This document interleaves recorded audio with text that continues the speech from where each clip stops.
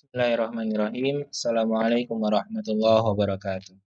Alhamdulillahirabbil alamin. Wassalatu wassalamu ala asyrafil anbiya'i wal mursalin sayyidina wa maulana Muhammadin wa ala alihi wa sahbihi ajmain. Rabbi syrah li sadri wa yassir li amri wahlul 'uqdatam min lisani yafqahu qawli amma ba'du. Baik, untuk pertemuan yang keempat ini kita akan membahas hadis yang bertemakan tentang iflas dan al-hajr. Iflas dan hajar ini pembahasan yang saling berkaitan sehingga tidak bisa dipisahkan ya.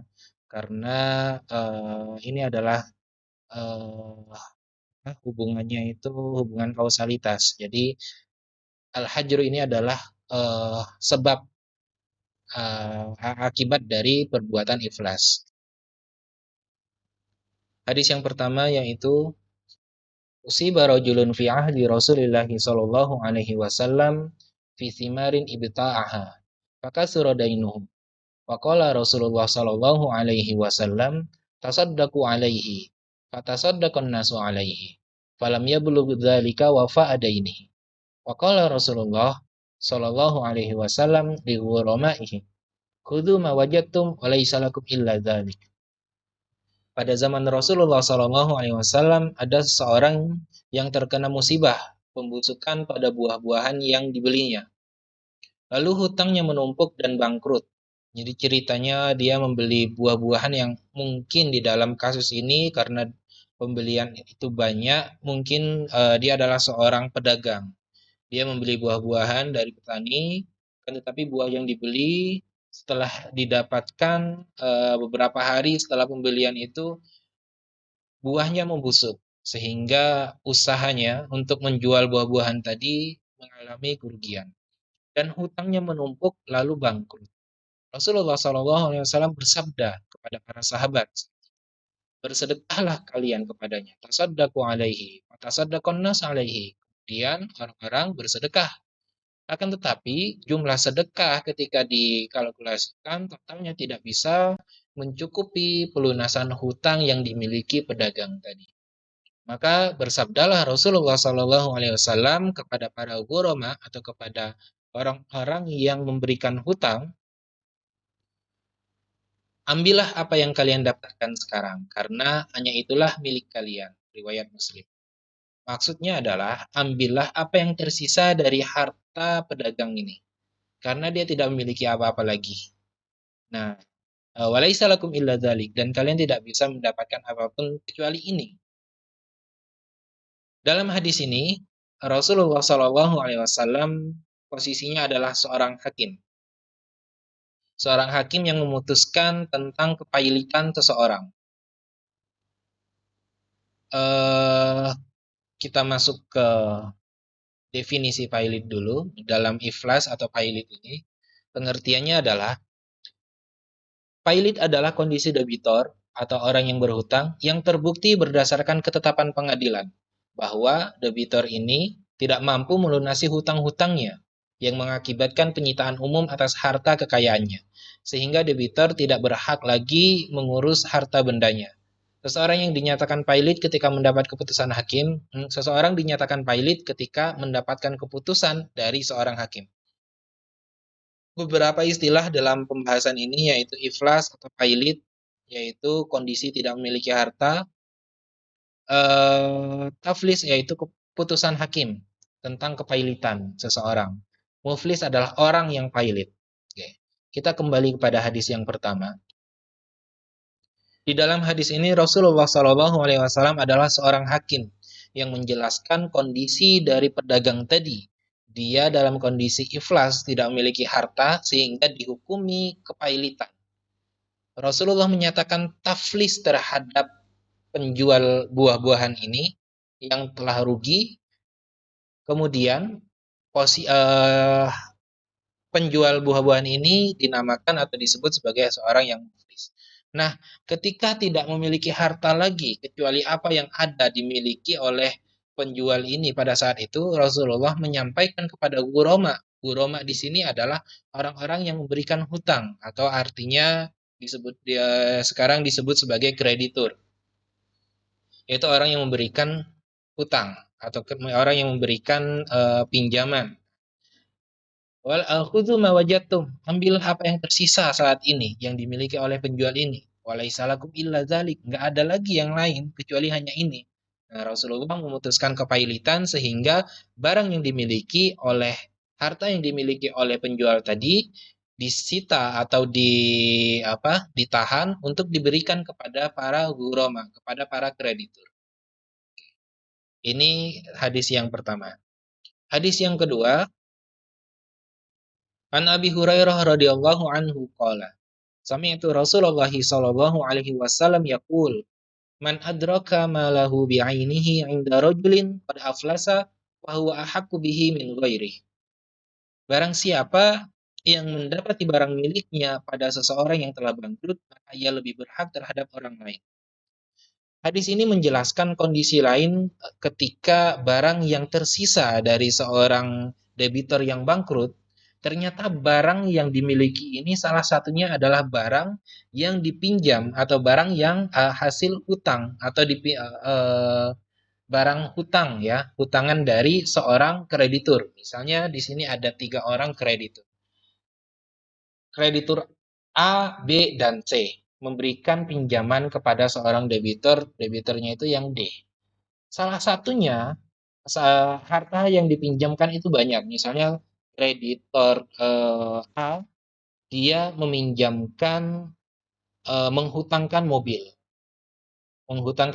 untuk dibayarkan nanti dicicil gitu ya.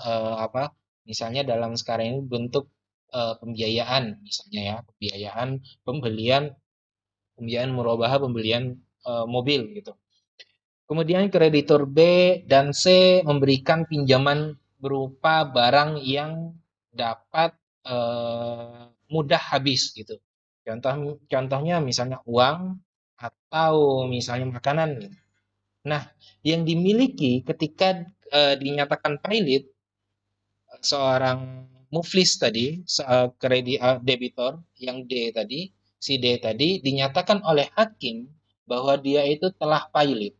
Sehingga harta yang dimiliki saat itu adalah harta yang disita atau harta yang ditahan untuk dibayarkan kepada para kreditur.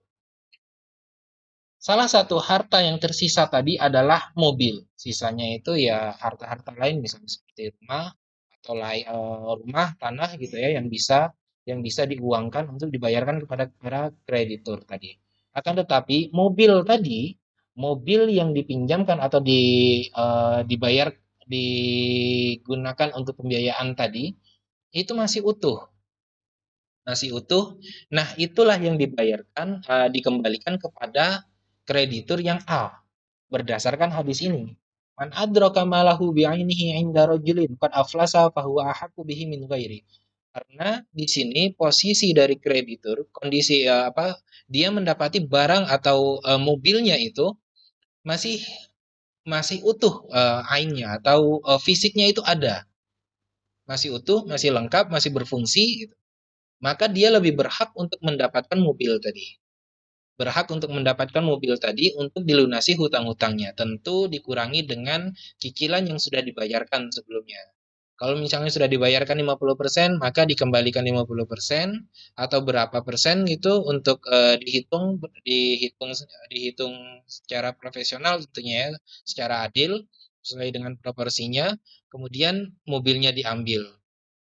Yang berhak tadi adalah kreditur A karena barang atau ain dari barangnya tadi itu atau fisik dari barangnya itu masih berwujud, berfungsi dan bisa diambil.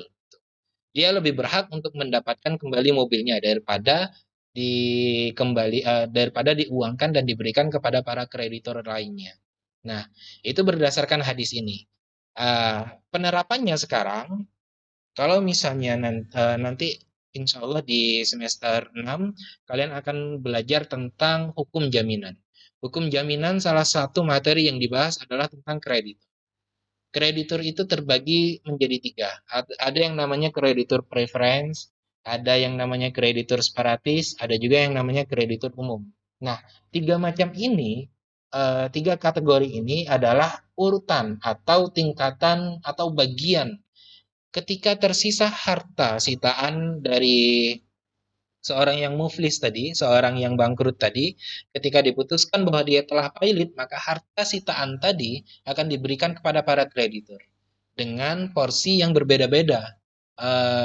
Porsi ini porsi pinjamannya ya, tentu bukan bukan bukan adil di sini, bukan berarti dibagi rata, tidak, dibagi berdasarkan kategori pinjamannya, kategori krediturnya. Di sini nanti akan dibahas lebih lanjut lagi penerapan dari hadis ini diimplementasikan dengan hukum positif di Indonesia dengan pembagian tiga macam kreditur. Nanti akan dibahas insya Allah di semester 6 pada mata kuliah hukum jaminan.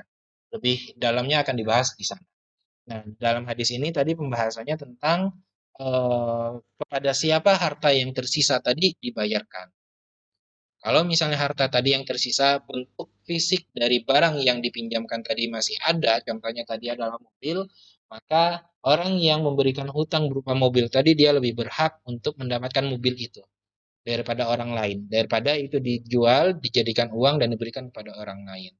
Berdasarkan hadis ini.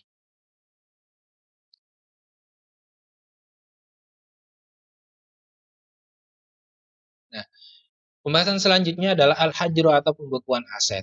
Ini yang saya katakan saling berkaitan karena pembekuan aset ini adalah akibat dari eh, putusan pailit tadi. Ketika diputuskan seseorang itu dia telah mengalami kepailitan, maka harta yang dimiliki itu akan dibekukan asetnya atau dia dibatasi penggunaan atau dia dicegah atau ditahan dari penggunaan harta yang tersisa yang dia miliki. Ini definisi dari al-hajru atau pembukuan aset adalah al-man'u minatasarruf fil mal, menahan atau mencegah seseorang dari upaya pemanfaatan hartanya.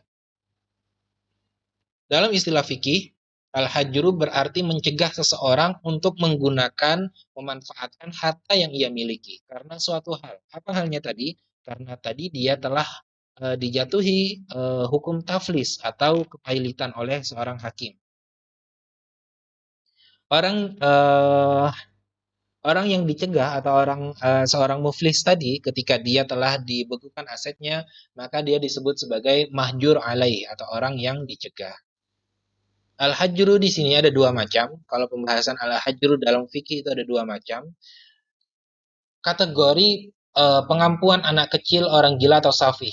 Al-hajru atau pembukaan aset atau pencegahan penggunaan aset ini bisa dikatakan sebagai pengampuan. Pengampuan terhadap harta. Jadi harta itu diampu oleh orang lain yang mewakili sebagai wakil. Pengampuan anak kecil, orang gila dan safih atau orang bodoh bisa dikatakan sebagai orang yang idiot itu dibahas di dalam surah An-Nisa ayat ke-5 dan ayat ke-6, kemudian di dalam surah Al-Baqarah 282 juga. Kemudian al-hajru yang kedua yaitu pembukuan aset orang yang dinyatakan pailit. Yang dalam pembahasan ini dia adalah seorang yang muflis atau orang yang rugi atau yang bangkrut. Hadis ketiga, anna Rasulullah sallallahu alaihi wasallam hajara ala Mu'ad malahu wa ba'ahu fi dainin kana alaihi. Rawahu Darqutni. Sungguhnya Nabi Muhammad sallallahu alaihi wasallam menahan harta Mu'ad, Mu'ad bin Jabal, salah satu sahabat Nabi. Rasulullah menjual harta Mu'ad untuk membayarkan hutang-hutangnya. Nah, Rasulullah di sini posisinya adalah seorang hakim. Seorang hakim yang menyatakan bahwa Mu'ad ini adalah pailit, mengalami kepailitan, kemudian harta yang dimiliki itu dilakukan penahanan atau pengampuan harta yang dimiliki oleh oleh Mu'adz bin Jabal diampu oleh Rasulullah untuk dijual. Hasil penjualan tadi diberikan kepada orang yang memberikan hutang di sini sebagai kreditur atau gurama di sini. Hajar artinya membekukan, dain artinya hutang. Malun artinya harta. Menurut Qadhi Abu Syija, ada 6 orang yang tidak diperbolehkan mengelola harta. Ini masuk dalam pembahasan pembukuan aset. Atau harta yang diampu oleh orang lain. Harta yang diampu oleh orang lain sebagai wakil itu jika orang yang memiliki harta tadi adalah seorang anak kecil atau bayi, dia tidak memiliki orang tua atau siapapun sebagai ahli warisnya, maka dia diampu oleh orang yang ditunjuk sebagai wakil. Ini disebutkan tadi di dalam surah An-Nisa ayat 5 ayat 6 itu dibahas untuk anak kecil, orang gila, orang bodoh, idiot atau disebut di dalam Al-Qur'an sebagai safih, wala tu'tus sufaha amwalakum amwalahum. Kemudian orang yang bangkrut atau orang yang muflis, orang yang sakit dan dikhawatirkan meninggal karena sakitnya. Dan yang keenam yaitu hamba sahaya yang tidak diizinkan berdagang oleh tuannya. Bahasan yang keenam, poin yang keenam ini tentu sudah tidak relevan lagi kalau misalnya kita bahas sekarang. Nah, penjelasannya, tujuan dari al-hajru di sini adalah yang pertama untuk melindungi harta bagi orang yang belum cakap mengelola harta. Dari 6 kategori di atas, orang yang tidak cakap atau orang yang belum cakap atau orang yang belum mampu untuk mengelola harta atau orang yang tidak mampu, tidak dan belum ya. Kenapa saya katakan belum? Karena anak kecil dia belum bisa, tapi besarnya dia akan bisa. Nah, sehingga dia dikatakan belum mampu. Sedangkan orang gila, orang bodoh dan idiot ini adalah orang yang tidak mampu. Bukan belum, tapi tidak mampu. Nah, dari 6 kategori ini, untuk nomor satu, anak kecil, orang gila, orang bodoh atau idiot adalah orang yang masuk kategori yang pertama. Tujuannya, yaitu melindungi harta bagi yang belum cakap mengelola harta. Kemudian terhadap muflis, pemanfaatan untuk melindungi harta hutang milik orang yang berpiutang. Nah, tujuan dari pembukaan asetnya tadi adalah untuk melindungi harta orang yang memberikan hutang atau melindungi harta kreditur yang ada di tangan debitor tadi. Dilindungi dengan cara menahan, kemudian nanti akan diputuskan oleh hakim untuk dijual dan diberikan kepada para kreditur. Nah, yang ketiga, melindungi harta waris para ahli waris. Itu di nomor 5, orang yang sakit dan dikhawatirkan meninggal karena sakitnya. Orang yang sakit dan karena sakitnya ini dikhawatirkan akan meninggal, dia tidak boleh menggunakan hartanya lebih dari 1/3. Nah, lebih dari 1/3, dia tidak boleh. Maksimal dia boleh menggunakan 1/3 hartanya dalam kondisi sakit yang dikhawatirkan meninggal ya. Dia hanya boleh menggunakan 1/3 harta yang dia miliki untuk digunakan. Apapun itu gunanya. Kenapa? Karena untuk melindungi sisa hartanya tadi yang akan diberikan kepada ahli waris. Dikhawatirkan dia ceroboh atau misalnya dia dalam kondisi seperti itu, dia menghabiskan harta yang dia miliki sehingga ahli waris tidak mendapatkan harta lagi. Itu adalah 2/3 adalah hak ahli waris. Sedangkan 1/3 yang dibolehkan untuk digunakan di sini itu adalah harta wasiat. Jadi di dalam harta yang dimiliki oleh seseorang itu 1/3-nya harta wasiat. Ada harta wasiat, ada harta waris. Wasiat itu hanya boleh diberikan kepada ahli wasiat, tidak boleh lebih dari 1/3. Tidak boleh lebih dari 1/3. Dan 2/3-nya lagi ditujukan atau dikhususkan untuk ahli waris.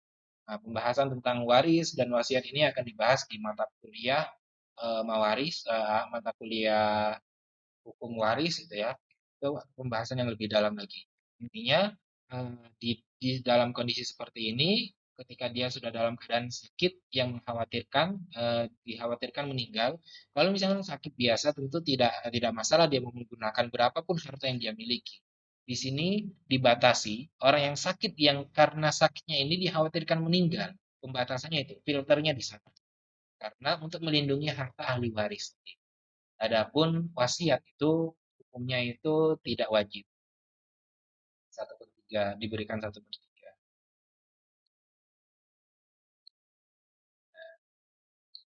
Sampai sini pembahasan kita. Jika ada pertanyaan silakan sampaikan di kolom diskusi. Akan kita gunakan kolom diskusi untuk saling bertukar pikiran atau tanya jawab dalam kolom diskusi di sini. Syukron. Assalamualaikum warahmatullahi wabarakatuh.